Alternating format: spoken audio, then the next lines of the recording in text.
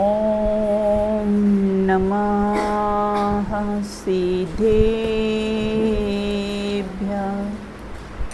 वन्दो ज्ञानानन्दकर नेमि चन्द्रगुणकार माधव वन्दित विमलपद पुण्यपयोनिधिनम् दोषदहन गुणगहन घन हरि हरि हरि अरहं स्वानुभूति रमणी रमन जगनायक जयवन जगनायक जयवन चिंतामणि सम स्वयं का चैतन्य तत्व महान है निज का करूं मैं चिंतवन निज का करूं श्रद्धान्वित शुद्धात्मा ही देव है जो गुण अनंत निधान है मैं स्वानुभव में देख लूं आत्म स्वयं भगवान है आत्म स्वयं भगवान है। अपनी चर्चा यहाँ पर करणान योग के कुछ महत्वपूर्ण प्रश्नों पर अपनी चर्चा चल रही है। पूर्व में अपने चर्चा की थी कि उदयावली किसे कहते हैं, संधि विच्छेद करके बताना कि उदयावली किसे कहते हैं। हाँ चलो मान्य बताइए। उदयावली दो शब्दों से बना हुआ है। हाँ। उदय प्लस आवली।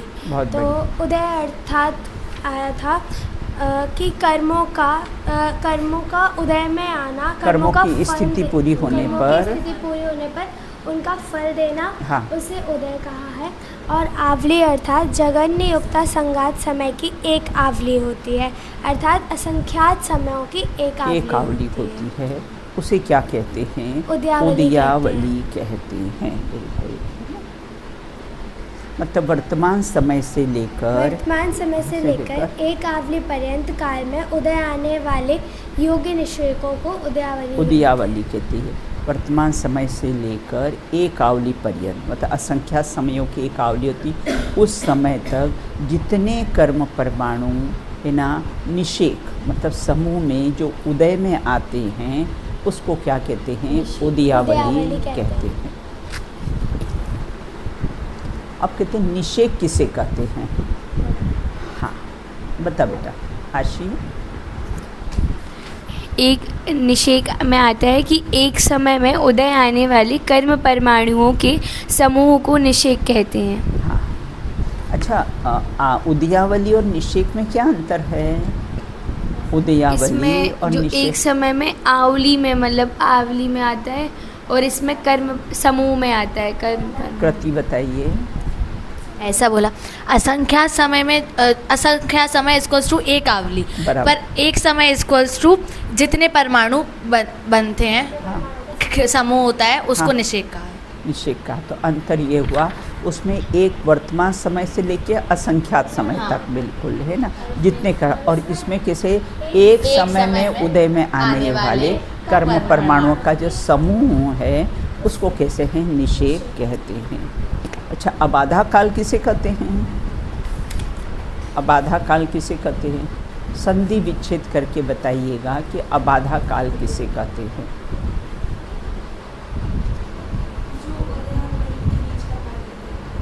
हाँ बहुत बढ़िया, बिल्कुल है ना।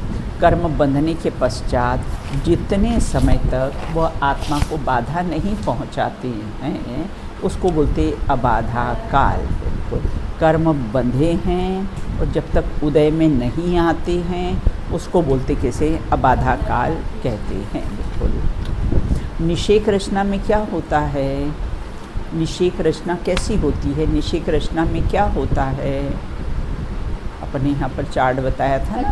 हाँ हाँ हाँ बोल बेटा।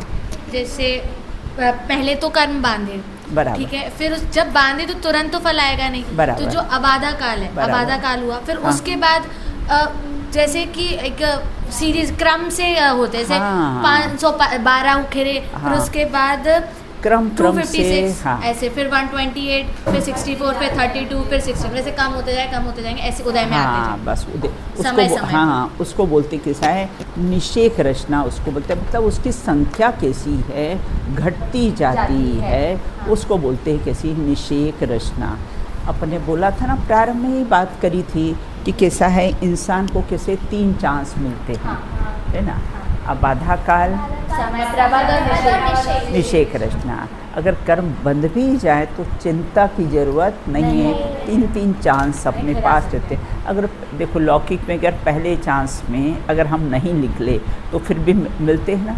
ये यूपीएससी की तैयारी में तो कितने 6 7 5 चांस मिलते हैं। बिल्कुल हाँ, और वो अपने शेड्यूल कास्ट वालों को तो 9 चांस कैसे हैं मिलते हैं। बिल्कुल इतने। और 6 किसे कहते हैं, 6 किसे कहते हैं, हाँ बताइए अदिति।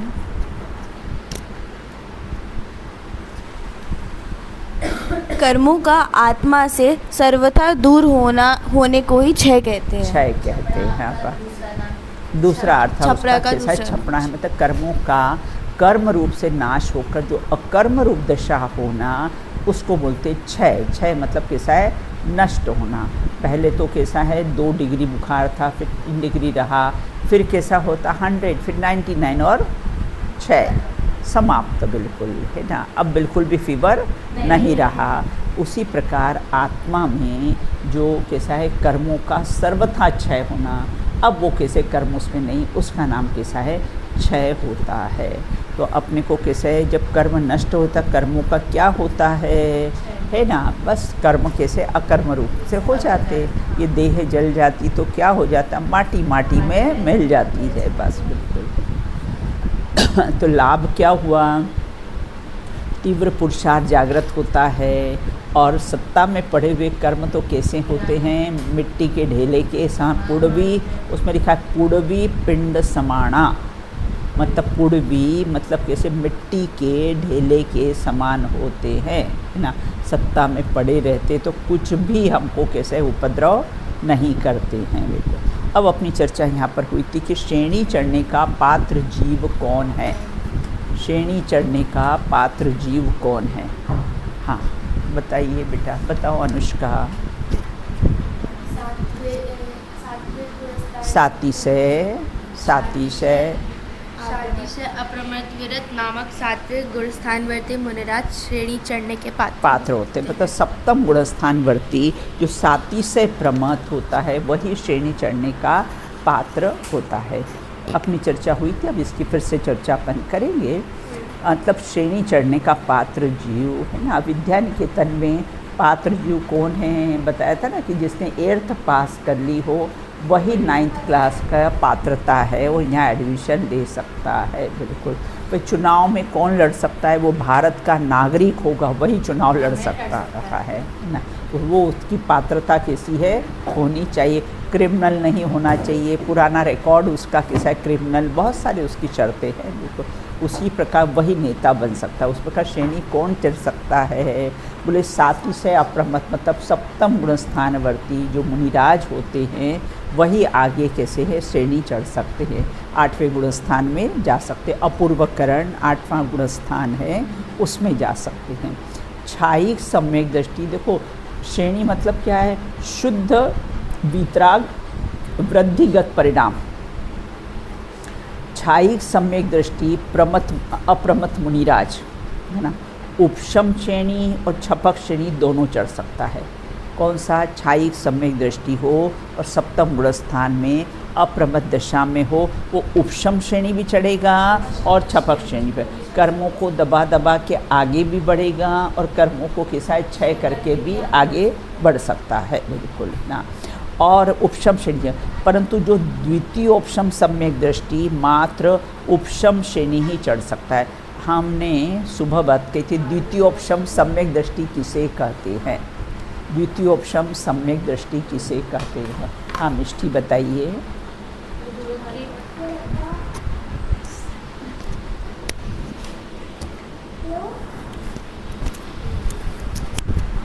द्वितीयोपशम प्रथमोपशम सम्यक किसे कहते हैं और द्वितीयोपशम सम्यक किसे कहते हैं? प्रथमोपशम जैसे किसी को अभी औपशमिक सम्यक दर्शन प्राप्त हुआ है पहली बार, तो उसे प्रथमोपशम सम्यक दृष्टि बोलेंगे। अब उसे उसके बाद शायोपशमिक सम्यक दर्शन भी प्राप्त हो गया। नहीं मतलब फिर वो वहाँ से गिर गया है ना। हाँ। फिर गिर गया औपशमिक सम्यक तो काल तो अंतर्मुहूर्त ही होता है, गिर गया। फिर उसे शायोपशमिक सम्यक नहीं, फिर वापस से वो उपशम सम्यक वापस से औपशमिक सम्यक प्राप्त हो गया। और तो फिर उसको क्या बोलते हैं? फिर भी प्रथमोपशम सम्यक। मैंने आपको उदाहरण दिया था ना राष्ट्रपति की मिसेस का, कि राष्ट्रपति की विशेष कोई भी हो लेकिन वो देश की प्रथम महिला ही कहेगी। बिल्कुल अब इतने सारे राष्ट्रपति बन गए लेकिन उनकी जो वर्तमान में जो मिसेस होगी, पत्नी होगी, उसको देश की प्रथम महिला कहते। तो जितनी बार भी वो मिथ्यात्व से सम्यक में आएगा उसको प्रथमोपशम सम्यक्त्व ही कहते। प्रथम बार सम्यक्त्व हुआ उसको प्रथमोपशम सम्यक्त्व नहीं कहते। अब द्वितीयोपशम सम्यक्त्व, द्वितीयोपशम सम्यक्त्व जिसको औपशमिक सम्यक्त्व हो गया उसके बाद शायोपशमिक सम्यक्त्व भी हो गया। अब उसे श्रेणी चढ़नी है तो श्रेणी शायोपशमिक सम्यक्त्व से नहीं चढ़ सकते, तो उसने दोबारा औपशमिक सम्यक्त्व प्राप्त किया, तो इसीलिए श्रेणी चढ़ने के लिए कर्मों को फिर से दबाया, इसीलिए उसको द्वितीयोपशमिक सम्यक उसको द्वितीयोपशम सम्यक दर्शन कहते हैं। और ये द्वितीयोपशम सम्यक दृष्टि मात्र उपशम श्रेणी ही चढ़ सकता है, छपक श्रेणी नहीं चढ़ सकता है। सप्तम गुणस्थान के दो भेद हैं। सातवां गुणस्थान है जो अप्रमत है, उसके दो भेद हैं, सातिशय अप्रमत विरत और निरतिशय अप्रमत विरत ना। सातिशय अप्रमत विरत वाला सातवें के आगे श्रेणी मान लेता है ना। जो साति से अप्रमत विरत होता है, जो सप्तम गुणस्थान में रहता है, वह तो कैसा है, आगे कैसा है, अपूर्व करण में जाकर श्रेणी मान लेता है बिल्कुल। और यह अप्रतिपाती गुणस्थान, प्रतिपाती और अप्रतिपाती का क्या अर्थ बताया था? प्रतिपाती मतलब गिरना, अप्रतिपाती मतलब गिरेगा नहीं, चढ़ते ही रहेगा। तो यह जो साति से अप्रमत वाला होता है वह तो बेटा चढ़ता है आगे, गिरता नहीं है, नहीं गिरने वाला गुणस्थान है। और निरतिशय जो होता है अर्थात छठवें और सातवें गुणस्थान में ये कैसा है, झूलने वाला होता है बिल्कुल, है ना। निरतिशय को क्या कहते हैं? प्रतिपाती, मतलब ये गिरता है, सातवें से छठे में आएगा, छठे से सातवें में आएगा, सातवें से छठे में आएगा, ऐसे झूलने वाला ये प्रतिपाती गुणस्थान है बिल्कुल, है ना। जो पुण्य से और पुण्य प्रकृति बंधे वह साति से, और जिस पुण्य से पाप प्रकृति बने और पुण्यानुबंधी पाप वह कैसा है? देखो एक पुण्यानुबंधी पाप होता है, एक कैसा है, पुण्यानुबंधी पुण्य होता है।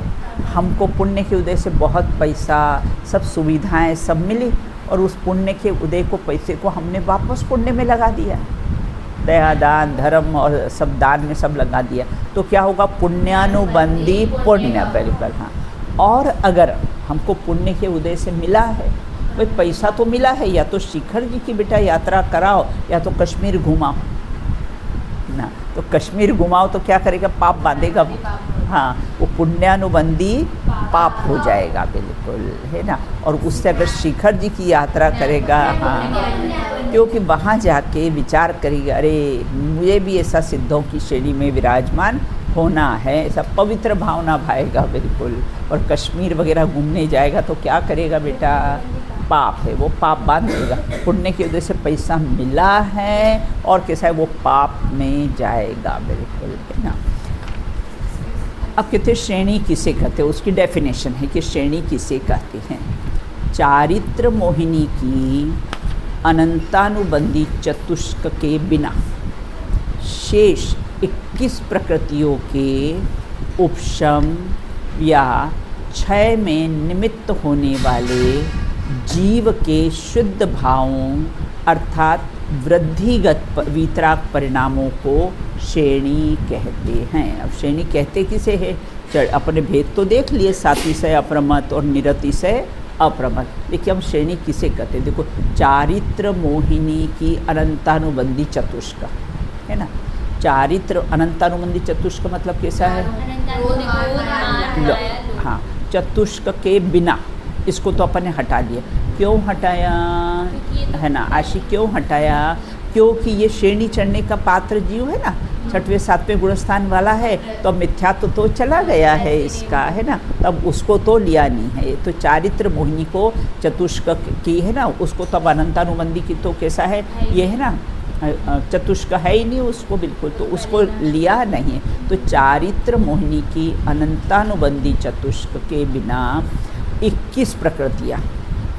अब 21 में बेटा किसको लेना? 4 तो अपन ने माइनस कर ली, कुछ 25 प्रकृतियाँ होती है चारित्र मोहिनी की। कैसा बेटा? 25 प्रकार, कुल 28 होती है ना। 3 उसकी दर्शन मोहिनी की, हाँ, और 25 इसकी चारित्र मोहिनी की, बिल्कुल। तो अब ये 21 प्रकृति, तो कौन सी 4 माइनस कर दी? इसको माइनस कर दिया। अब तो 21 पर, अब 21 प्रति का अप्रत्याख्यान की 4, प्रत्याख्यान की 4, संजुलन की 4 और 9 कषाय, तो कुल कितनी हो गई?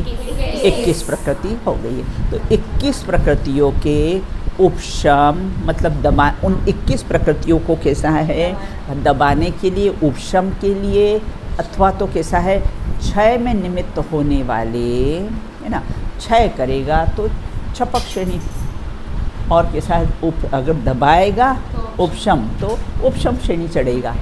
तो निमित्त होने वाले जो जीव के जिस परिणाम से वह श्रेणी चढ़ता है, वह परिणाम जो शुद्ध भाव हैं, वीतरागता के वृद्धिगत परिणाम हैं, उसे क्या कहते हैं? श्रेणी कहते हैं।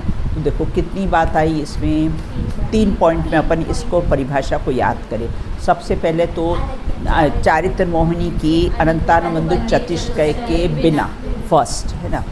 सेकेंड, 21 प्रकृतियों के उपशम और क्षय में निमित्त होने वाले 2 बात। तीसरा, जीव के शुद्ध भावों अर्थात वृद्धिगत वीतराग परिणामों को श्रेणी कहते हैं। याद हो गई परिभाषा? हाँ, चलो कृति सुनाओ बेटा। चलो तुम मिष्टी तुम सुनाओ, मिष्टी तुम सुनाओ। चारित्र मोहिनी की अनंतानुबंधी चतुष्टक के बिना बहुत बढ़िया, जो शेष 21 प्रकृतियाँ हैं, हाँ, चारित्र मोहिनी की, उनका उपशम या क्षय के निमित्त से, हाँ, जो जीव के शुद्ध वृद्धिगत परिणाम होते हैं, वही छपक श्रेणी, हाँ, वही श्रेणी, उसको श्रेणी कहते हैं। सब अच्छी तरह से समझ में आ गया आपको? हाँ। अब कहते हैं मोहिनी कर्म के 2 भेद है ना, एक दर्शन मोहिनी और चारित्र मोहिनी। अब अनंतानुबंधी चतुष्क की क्रोधमान माया लोक को छोड़कर जो 21 प्रकृतियाँ, तो वही अपन लगा ना, अप्रत्याख्यान की 4, प्रत्याख्यान की 4 और संजम के 9 कषाय, ऐसे 21 प्रकृतियों के उपशम, दबना अर्थात क्षय होना, उसको, और जब दबते हैं और क्षय होते तो किनसे होते हैं? बोले जो वीतराग परिणाम होते हैं उसके निमित्त से ही तो उपशम होंगे, और उसी के निमित्त से कैसे है क्षय होंगे, बिल्कुल। तो ऐसे वीतराग वृद्धिगत परिणाम को कैसा है श्रेणी कहते हैं। देखो यहाँ दर्शन मोहिनी की त्रिक प्रकृतियों के उपशम और क्षय में निमित्त होने वाले जीव के शुद्ध भाव और वीतराग परिणामों को श्रेणी में क्यों नहीं लिया गया है ना। आपने चारित्र मोहिनी की ले ली, लेकिन आपने दर्शन मोहिनी की 3 प्रकृतियां नहीं ली है। कौन सी? मिथ्या, सम्यक प्रकृति। आपने 3 को क्यों नहीं लिया है? भैया ये तो पहले ही नष्ट चौथे गुणस्थान में है ना, सम्यक दृष्टि को ही आगे श्रेणी चढ़ेगा, तो ये तो पहले ही इनको निपटा दिया था, है ना। हाँ हाँ, तो इसलिए इनको तीनों को नहीं लिया है, मतलब मिथ्यात्व की ये तीनों और अनंतानुबंधी 4, है ना। 7 प्रकृतियों के उपशम और क्षय से ही तो कैसा है सम्यक दर्शन होता है। हाँ बराबर।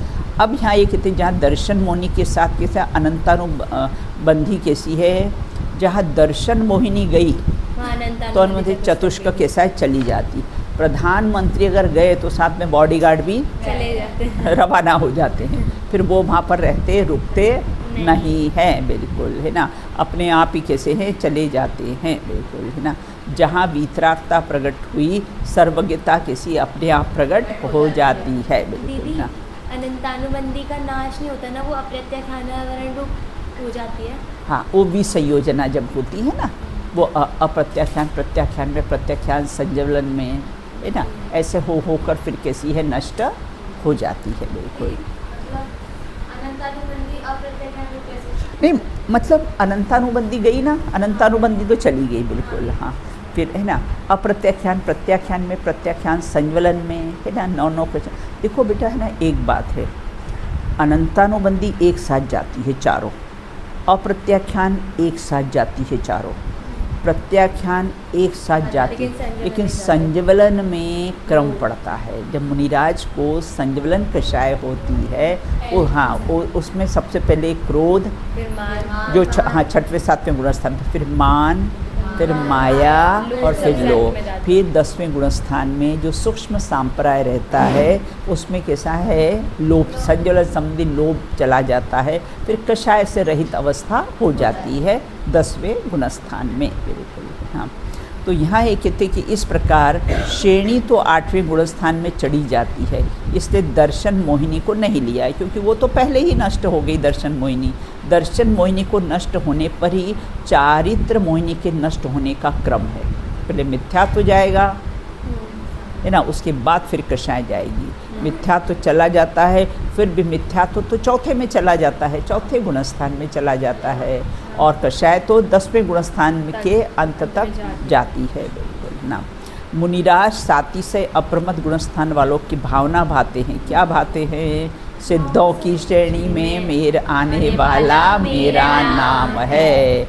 आत्मा को अपना कहिए और सिद्धों की बगल में जाके बैठ जाइए। अगर सिद्धों की बगल में बैठना हो तो आत्मा को अपना कहिए और सिद्धों की बगल में जाके बैठ जाइए। बगल में नहीं, एक में एक राजे।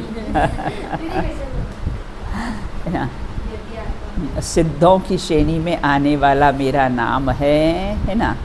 आत्मा को अपना कहिए सिद्ध और सिद्धों की बगल में जाकर बैठ जाइए। आगे और लिख देना कि बगल में नहीं, एक में एक राजे, एक में एक ना।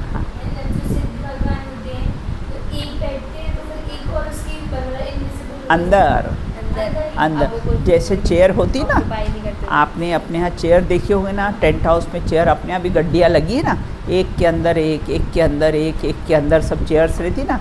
ऐसे यहाँ से जब जीव जाता है सिद्धालय में तो एक के अंदर एक समाहित हो जाता है, लेकिन अस्तित्व सबका भिन्न भिन्न रहता है।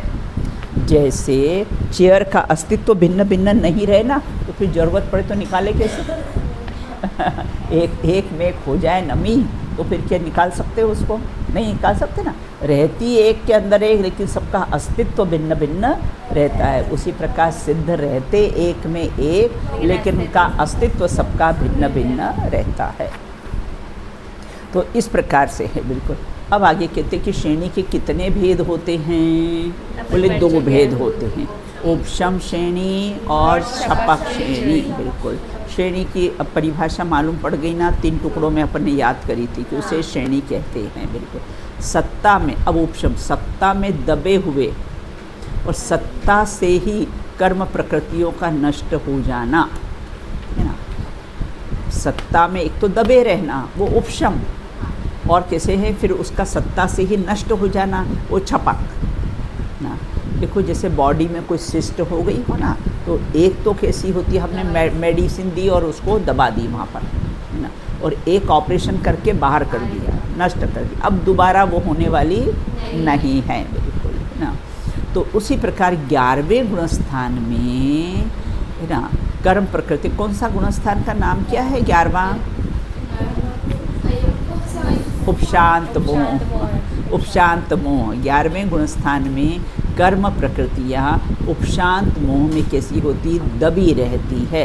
और छपक श्रेणी में क्या होता है? सत्ता में से नष्ट हो जाती है। अब श्रेणी चढ़ने से क्या अभिप्राय है? वीतराग परिणामों का वृद्धिगत होना ही अभिप्राय है। उसमें वीतराग परिणाम कैसे हैं, वृद्धि बढ़ते रहते हैं। 8वें से 9वें में ज़्यादा उत्कृष्ट परिणाम, 9वें से 10वें में ज़्यादा वृद्धिगत वीतराग परिणाम, निर्मल परिणाम कैसे होते हैं, और उसमें अनंत अनंत गुणी कर्मों की निर्जरा होती है। 7वें गुणस्थान से आगे मुनिराज क्रम से शुद्ध भावों को अर्थात वीतरागता को बढ़ाते ही जाते हैं ना। इसीलिए इसी को श्रेणी चढ़ना कहते। अनंतानुबंधी की सत्ता में श्रेणी तो चढ़ सकता है, अनंतानुबंधी की सत्ता में श्रेणी तो चढ़ सकता है, लेकिन उदय में श्रेणी नहीं चढ़ सकता है।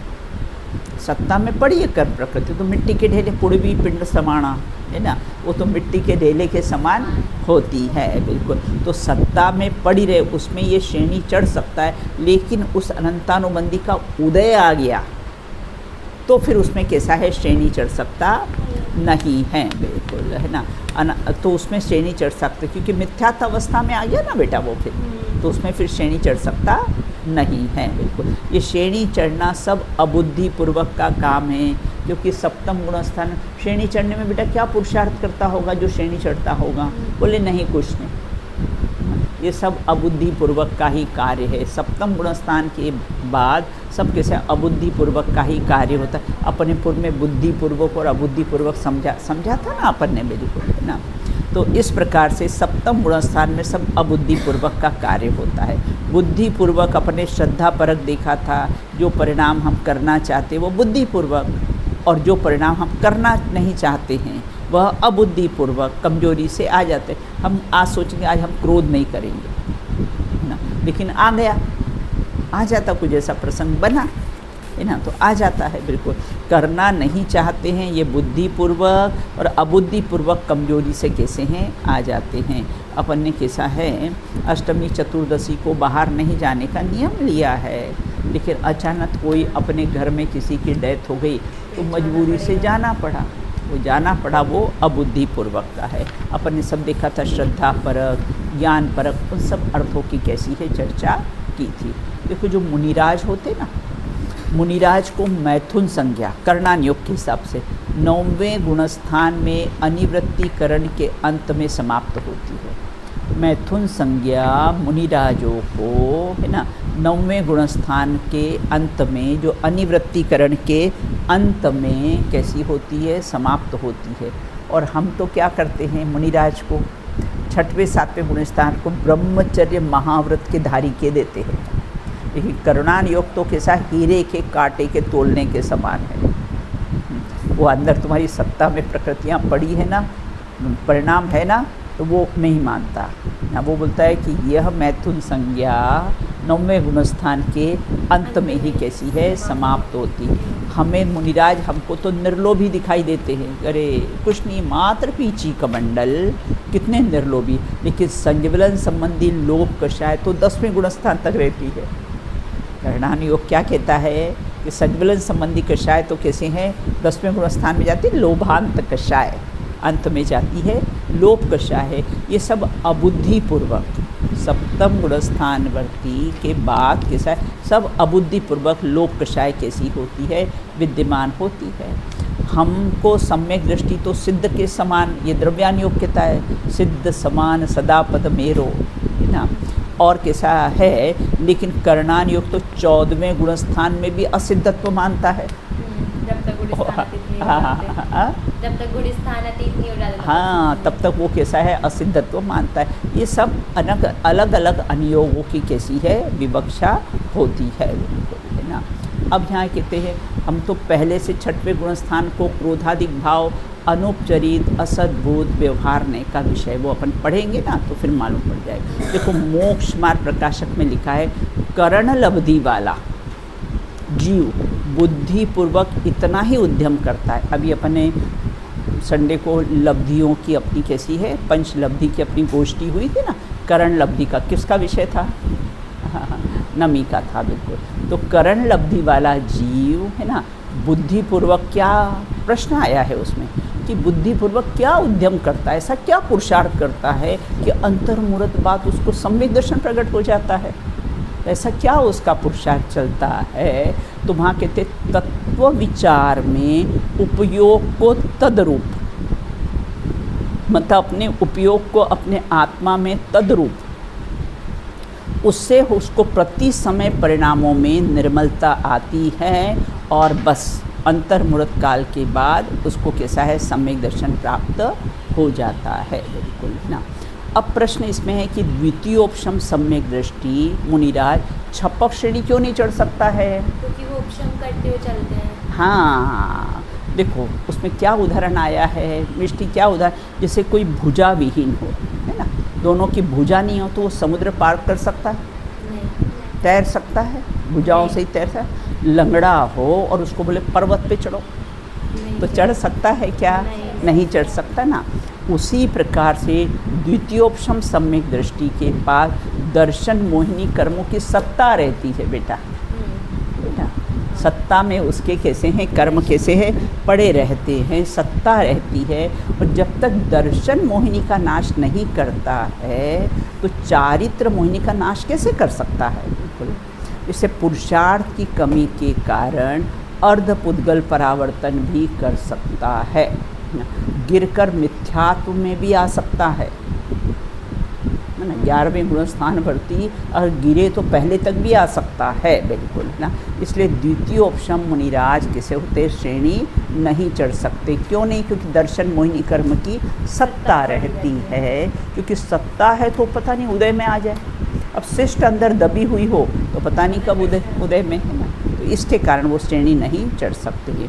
7वें गुणस्थान के आगे सब वीतराग परिणाम से दोनों श्रेणी चढ़ सकते, उपशम और कैसी है, छपक श्रेणी कर सकते। अब कहते हैं उपशम श्रेणी किसे कहते हैं? दीदी 12वें गुणस्थान में उपशम श्रेणी वाला हो सकता है? नहीं, सिर्फ छपक श्रेणी वाला। छपक श्रेणी के बेटे 4 गुणस्थान है। कौन से? 8वां, 9वां, 10वां और 12वां। और उपशम श्रेणी वाले के 4 गुणस्थान, 10वां और 11वां, है ना, 2 गुणस्थान है। अब कहते हैं उपशम श्रेणी किसे कहते हैं, उसके गुणस्थान कौन कौन से? जिसमें चारित्र मोहिनी की 21 प्रकृतियों के उपशम के साथ, उपशम मतलब दबना, है ना, दबना, ढका हुआ, और उसके साथ जो वीतरागता बढ़ती है ना, उसे उपशम श्रेणी कहते हैं। चारित्र मोहिनी कर्म की 21 प्रकृतियाँ ख्याल है ना? हाँ। कौन कौन सी आशी?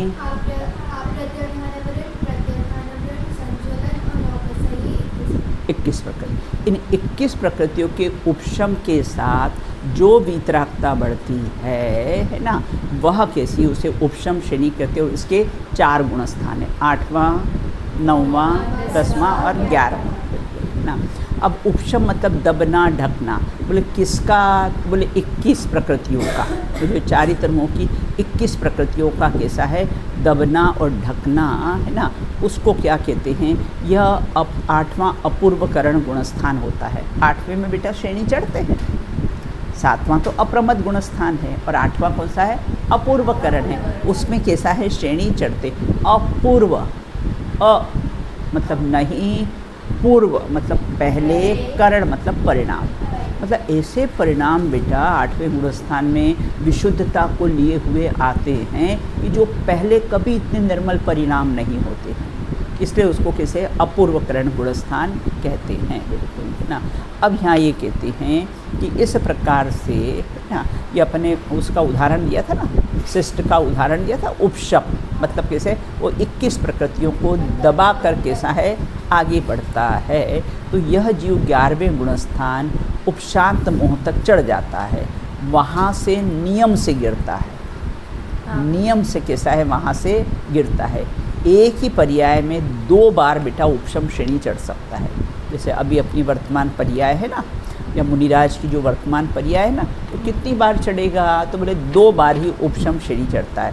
जो यह छायिक, औपशमिक और द्वितीयोपशम सम्यक्त किसी में भी श्रेणी चढ़ सकता है। बिल्कुल, छायिक सम्यक्त हो, औपशमिक हो, द्वितीयोपशम सम्यक्त हो, लेकिन छायोपशमिक सम्यक्त के साथ श्रेणी नहीं चढ़ सकता है ना, छायोपशमिक के साथ नहीं चढ़ सकता है। श्रेणी तो 8वें अपूर्वकरण गुणस्थान में ही चढ़ते हैं, लेकिन तैयारी तो कहाँ होती है?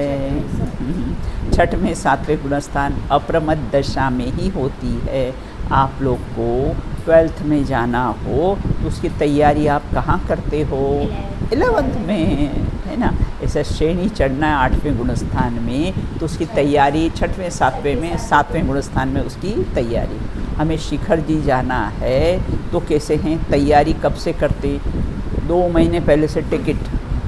आप लोग की है ना छुट्टी होती है ना, छुट्टी में घर जाते हो तो कितने 2-2, 3-3 महीने पहले से कैसे रिजर्वेशन, इसीलिए 1-1.5 महीने पहले से कह देते हैं भैया छुट्टियां लग रही है। और रामा भारती वाले तो बड़े कंजूस हैं, बताते ही नहीं हैं छुट्टियों का। बिल्कुल ये सेंचुरी में बहुत अच्छा है, पूरा चार्ट साल भर का दे देते हैं। अब से अब दे दिया, लेकिन उससे चलते नहीं है, कभी-कभी चेंज करते हैं। ऐसा? अच्छा। तो इस प्रकार से यहाँ ये कहते हैं कि अगर हमको श्रेणी चढ़ना हो तो कैसा है, उसकी सारी तैयारी पूर्व में ही की जाती है। बिल्कुल, है ना। तो उपशम अपने आप हो जाता है 12-21 प्रकृतियों का, है ना। हमें टीवी ऑन करना हो तो कैसा है, हम अपने हाथ में रिमोट की तरफ देखकर दबाते हैं। यहाँ दबाया और पिक्चर वहाँ आ जाती है ना। दबाया कहाँ है? यहाँ। इससे तू यहाँ देख, है ना, अपने भीतरा स्वरूप भगवान आत्मा को देख, है ना। बाहर में सब कैसे श्रेणी वगैरह सब अपने आप ऑटोमेटिक कैसे हैं चढ़ जाएंगे। अनंतानुबंधी कैसी हो, अनंत गुणी वीतरागता बढ़ जाएगी। उपशम श्रेणी में मरण होने पर तत्काल विग्रह गति में 4थे गुणस्थान में गमन होता है। अब बेटा उपशम श्रेणी में कदाचित मरण हो गया, छपक में तो मरण नहीं होता, निर्वाण होता है सीधा छपक श्रेणी में, क्योंकि 12वां गुणस्थान होता है ना, और उसके आगे 13वां और 14वां, तो उसमें तो निर्वाण होता है। उपशम श्रेणी वाले में कदाचित अगर देह परिवर्तन हो गया, मरण हो गया, तो जो विग्रह गति में तो कौन सा, यहाँ तो कैसा 11वां गुणस्थान था और वहाँ पर 4था आ जाता है ना, अर्थात सम्यक दृष्टि 4वां गुणस्थान होता है। इसमें औपशमिक भाव कैसा है पाया जाता है। अब लाभ क्या हुआ अपने को? ये सब अबुद्धिपूर्वक स्थिरता अपने आप ऑटोमेटिक कैसी है बढ़ती जाती है। विशुद्धता बढ़ने की अपने को प्रेरणा मिलती है। अंदर से बाहर की व्याप्ति है, अंदर में है ना, अपने नीचे लिखा है ना, जैन दर्शन 100% इनसाइड, 0% आउटसाइड। बिल्कुल, है ना। तो ये 100% कैसा है इनसाइड होता है। तो अंदर से बाहर की कैसी है व्याप्ति होती है। अगर देखो बाहर देखने से होता ना, तो अपनी जितनी भी प्रतिमा है ना सब ऐसी सब देखती। अपनी प्रतिमा कैसी है? नासाग्र दृष्टि अपने को देखती है। बिल्कुल अपनी है ना, श्वेतांबर्स में जो प्रतिमा होती है ऐसी खुली हुई होती है, और भी अन्य मत में आंखें सब ऐसी फाड़ फाड़ के देखते। अपने यहाँ तो हाँ, भवन में जी भर घूम चुका, कण कण को जी भर भर देखा, मृग सम मृग तृष्णा के पीछे, मुझको न मिली सुख की रेखा। क्या देखें, भवन में सब घूम लिया है। बिल्कुल, है ना। इसलिए अब देख रहे हैं, बस नासाग्र दृष्टि अपने को ही देख रहे हैं ना। बोलो। दिवाली के दिन रात, मतलब दिवाली के दिन ऐसा होता है ना कि कई घरों में भगवान की फोटो लगाई जाए, तो फोटो लगाना भी है। हाँ, वैसे तो अपने घरों में तो बेटा भगवान की फ़ोटो लगी ही रहती है। भगवान की फ़ोटो तो अपने घरों में लगी रहती है ना, तो उसमें कहाँ दिक्कत। उसको रख कर फिर उसकी पूजा पाठ करे, वो गलत है बेटा, वो गलत है। बिल्कुल, है ना।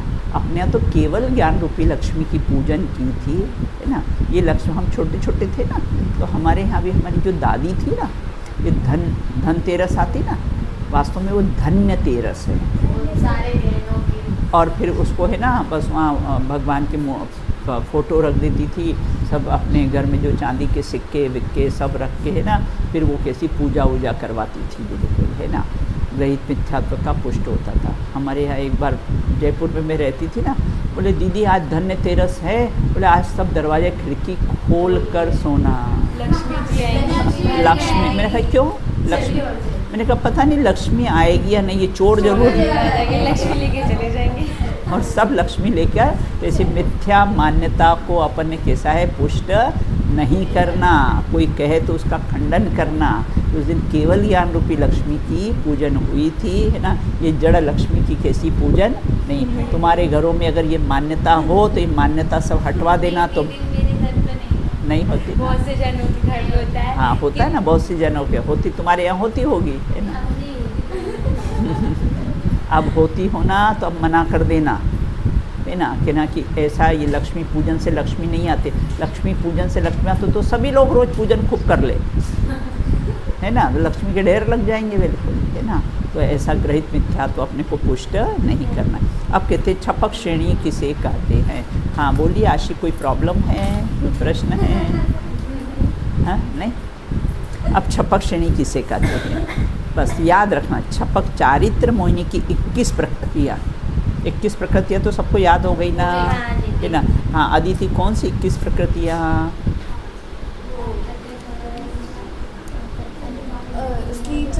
किसकी?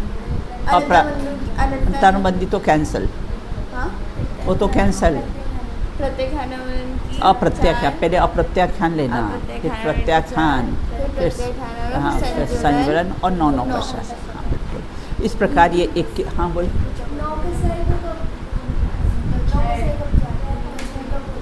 इनके साथ जाती है। ये 21 प्रकृतियों का उपशम हो या 21 प्रकृतियों का क्षय हो। क्षय मतलब नष्ट हो जाती है। जब छपक श्रेणी जब चढ़ता है जीव तो कैसी होती है, साथ में 9 कषाय भी चली जाती। देखो अनंतानुबंधी की 9 कषाय भी रहती है, अप्रत्याख्यान की 9। देखो जो मिथ्या दृष्टि होता है ना, वो हास्य है ना, उसको भी हास्य रति। वो कैसा है, हंसेगा, लोगों की हंसी उड़ाएगा, राग द्वेष के वशीभूत हंसी उड़ाएगा, वो अनंतानुबंधी हास्य। और मुनिराज को भी संजुलन संबंधी हास्य होती है।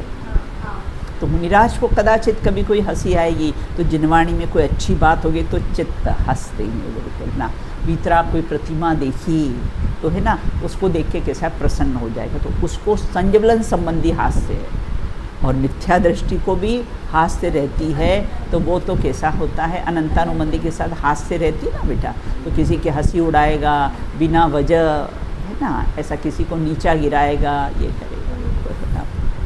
अब आगे कहते हैं अगर हम उदाहरण बेटा वही है ये बॉडी की सिस्ट का, है ना, या तो मेडिसिन से दबा दी हो या तो फिर ऑपरेशन से। अब छपक श्रेणी में तो ऑपरेशन से बाहर, छपक श्रेणी में क्या हुआ, छपक श्रेणी में तो ऑपरेशन से बाहर, बिल्कुल वो सिस्ट को निकाल दी। तो छपक श्रेणी में ये 21 प्रकृतियों का क्षय नष्ट कर देते हैं, बिल्कुल। और उससे कैसी वीतरागता कैसी है, बढ़ती है। कर्म प्रकृतियों का क्षय कर दिया, नष्ट कर दिया। मक्खन का घी होने पर फिर पुनः कैसा होता है, मक्खन होता नहीं है। एक बार है ना वृक्ष से फल नीचे गिर गया बेटा, गिर गया ना, अब वापस उसमें नहीं लगता है। एक बार एप्पल गिरा था, फिर क्या हुआ,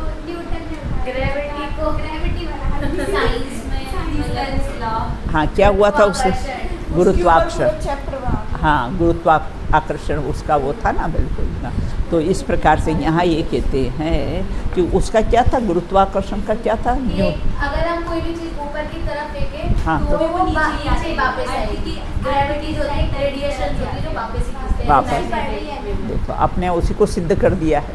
लेकिन एक बार वृक्ष से फल गिरता है तो फिर वापस ऊपर नहीं जाएगा, वो क्षय, तो वो कैसा है, नष्ट हो गया है। तो कर्म प्रकृतियों का क्षय मतलब जो छपक श्रेणी होती है उसमें कैसा होता है, क्षय हो जाता है, बिल्कुल, फिर उगता नहीं है ना।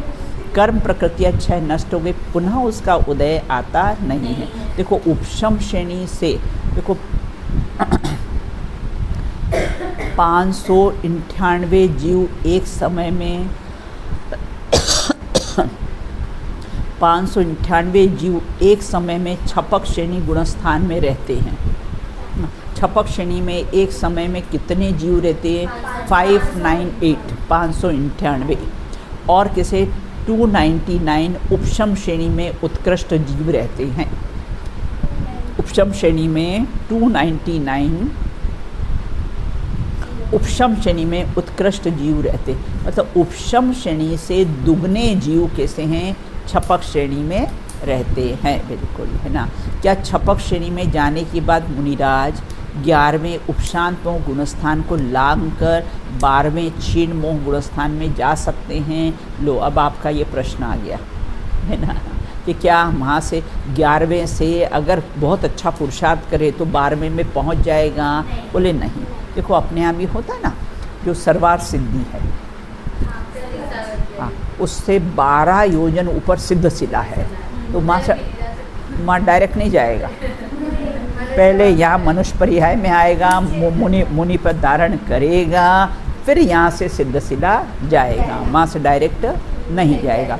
उसी प्रकार मुनिराज भी कैसे, जो छपक श्रेणी वाले तो 11वें से 12वें में नहीं जा सकते हैं, है ना। वे मुनिया 10वें सूक्ष्म लोक कषाय का क्षय करके सीधे, है ना, फिर अगर गिरे तो 10वें में आएंगे बेटा सूक्ष्म लोक, और वहाँ फिर कैसे वो सूक्ष्म लोक का भी क्षय करेंगे, फिर वहाँ से कैसे 12वां जो क्षीण मोह गुणस्थान है उसमें कैसे पहुँच जाते हैं।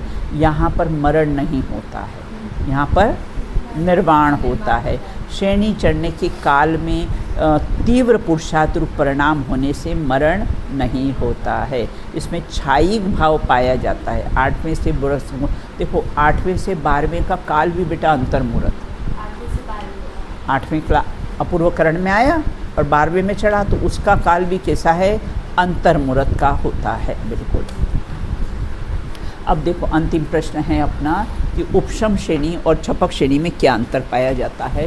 ये करके फिर अपना कैसा है, ये प्रकरण फिर अपना समाप्त हो जाएगा। देखो, उपशम, देखो अंतर वाले प्रश्न आएंगे ना, तो उसमें उपशम श्रेणी और छपक श्रेणी में क्या अंतर पाया जाता है, बिल्कुल।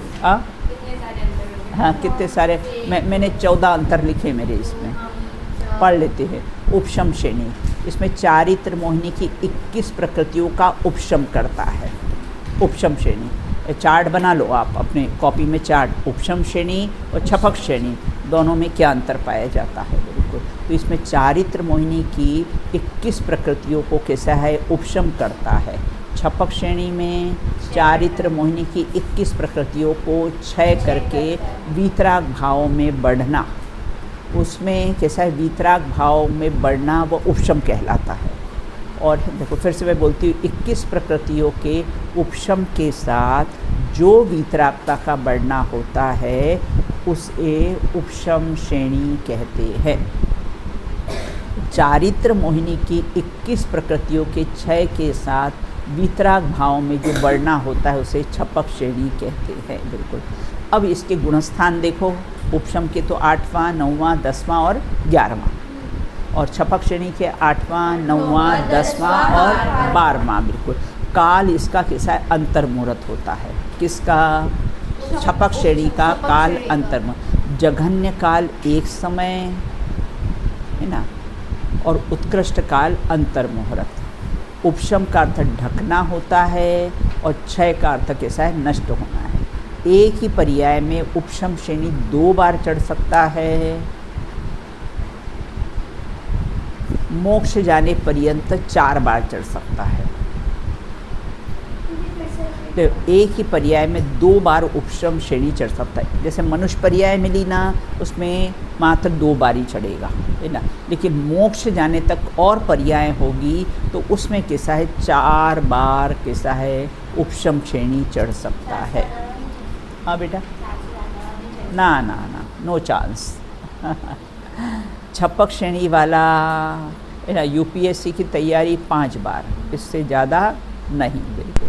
छपक श्रेणी वाला तो निर्वाण को ही प्राप्त, हाँ बोल बेटा कोई। छपक श्रेणी वाला तो एक बार चढ़ा सो चढ़ा, निर्वाण को ही प्राप्त होता है, बिल्कुल। उसी भाव से बेटा निर्वाण को प्राप्त होता है। छायिक सम्यक दृष्टि, औपशमिक, द्वितीयोपशमक सम्यक दृष्टि, किसी में भी यह उपशम श्रेणी चढ़ सकता है। छायोपशमिक वाला नहीं, छायिक सम्यक दर्शन वाला, औपशमिक सम्यक दृष्टि और द्वितीयोपशम सम्यक दृष्टि, 3, ये कैसा है, ये उपशम श्रेणी चढ़ सकते हैं, बिल्कुल। लेकिन द्वितीयोपशम वाला श्रेणी चढ़ नहीं सकता, छायोपशमिक सम्यक्त वाला, हाँ, श्रेणी चढ़ सकता नहीं। छपक श्रेणी वाला, छायिक वाला तो छपक श्रेणी कैसा है, चढ़ जाता है। अब 8वें अपूर्व करण गुणस्थान में ही चढ़ते हैं। श्रेणी कहाँ पर चढ़ते हैं, 7वें में तैयारी होती है, 8वें से श्रेणी चढ़ते हैं और ये अपूर्व करण गुणस्थान में ही चढ़ते हैं। किसमें, छपक श्रेणी वाला। अब उपशम श्रेणी में अनंत गुणी वीतरागता प्रति समय बढ़ती है और छपक श्रेणी में भी अनंत गुणी वीतरागता प्रति समय बढ़ती है, दोनों में बेटा ना। मरण के तुरंत बाद विग्रह गति में चौथा गुणस्थान आ जाता है। किसको, उपशम श्रेणी वालों को बेटा, है ना, चौथा। और ये तो अनंत गुणी वीतरागता के, इसमें मरण होता ही नहीं है। छपक श्रेणी में मरण होता ही नहीं, निर्वाण होता है बिल्कुल। औपशमिक भाव पाया जाता है, उपशम में औपशमिक भाव पाया और इसमें छपक श्रेणी में छायिक भाव पाया जाता है बिल्कुल। चढ़ते भी 8वें से 11वें तक, उतरते भी हैं। चढ़ता है 8वें से 11वें तक, फिर वहाँ से कैसा है, उतरता है, ये उपशम श्रेणी वाला। और ये चढ़ते ही हैं और निर्वाण को ही प्राप्त होते हैं। आयु क्षय होने पर नियम से देव होते हैं। उपशम श्रेणी वाला नियम से कैसा है, देव गति में जाता है और ये तो नियम से उसी भाव में निर्वाण को प्राप्त होते हैं। गमन नियम से 9वें से 11वें तक अनिवृत्तिकरण में ही होता है। चढ़ेंगे ना तो कहाँ से, 9वें गुणस्थान से, है ना, 11वें गुणस्थान तक। 9वां मतलब अनिवृत्तिकरण, है ना, और 11वां मतलब उपशांत मोह बिल्कुल, है ना। गमन नियम से क्रम पूर्वक 8वां 9वां 10वां और कैसा है 12वां, है ना, 8वां 9वां गुणस्थान में होता है बिल्कुल। आगमन, 1 मिनट मेरे को पेन देना तो इसमें कुछ मिस्टेक नहीं।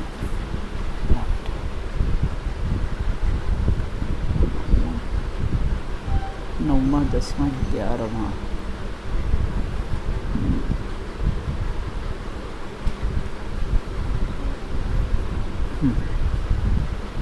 क्रम पूर्वक कैसा है, 8वां 9वां 10वां और 12वां होता है बिल्कुल। अब आगमन गिरेगा तो कहाँ से, उपशम श्रेणी से गिरेगा तो कहाँ तक, है ना, 7वां अप्रमत्त से ही होता। आगमन कैसा है, 7वें तक होता है। कहीं कहीं में आया है कि मिथ्यात्व में भी चला जाता है। आगमन 7वें गुणस्थान में अप्रमत्त विरक्त से ही होता है, मतलब चढ़ता किससे है, 7वें गुणस्थान से ही चढ़ता है।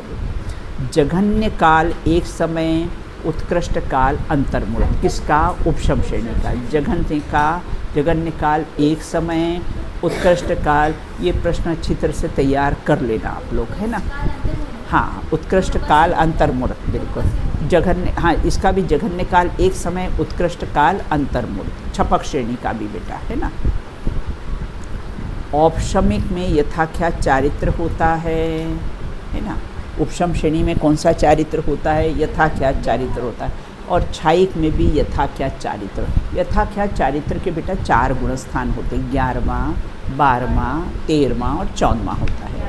इस प्रकार उपशम श्रेणी और छपक श्रेणी में अंतर पाया जाता है ना। तो उपशम श्रेणी में चारित्र मोहिनी की 21 प्रकृतियों के उपशम के साथ वीतरागता बढ़ती है और छपक श्रेणी में भी 21 प्रकृतियों के, चारित्र मोहिनी की 21 प्रकृतियों के क्षय के साथ साथ वीतरागता बढ़ती है। इस प्रकार से कैसा है, ये अपन ने अंतर देखा। आज अपन ने उपशम और छपक श्रेणी किसे कहते हैं, उसके गुणस्थान कितने होते हैं, दोनों में क्या अंतर पाया जाता है और कौन इसका पात्र जीव होता है, इत्यादि विषयों पर अपन ने चर्चा की है। अब अपन आगे की चर्चा, मोहिनी कर्म आपको अच्छी तरह समझ में आया, श्रेणी का प्रकरण, है ना। अब मोहिनी कर्म किसे कहते हैं, उसके कितने भेद होते हैं ना, उसकी शेष चर्चा अपन कैसी है बाद में करेंगे। चलिए,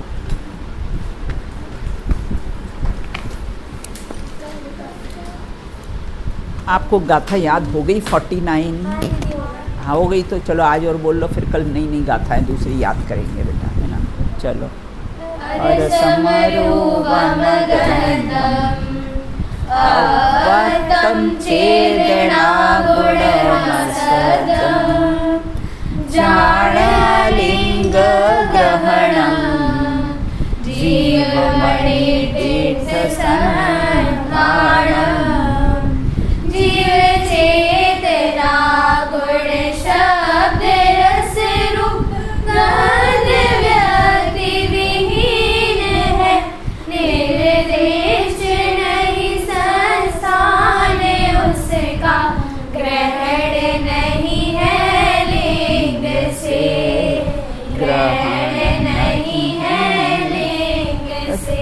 चिन्ह से बेटा ग्रहण नहीं, इसका अर्थ मैं बताऊंगी, याद दिला देना मेरे को, है ना। एक बार आपको अर्थ ख्याल में आ जाएगा तो ज़्यादा और भाव भाषण होगा उसका, है ना। चलिए बेटा, बोलिए अनंत अनंत सिद्ध परमेष्ठी भगवंतों की जय हो। नित्य बोधनी द्वादशांगमय जिनवाणी माता की जय हो। समस्त वीतरागी संतों की जय हो। अंतिम शासन नायक महावीर भगवान की जय हो। अहिंसा परमो जैन धर्म की जय हो। एक साथ बोलिए जय जिनेन्द्र जय जिनेन्द्र।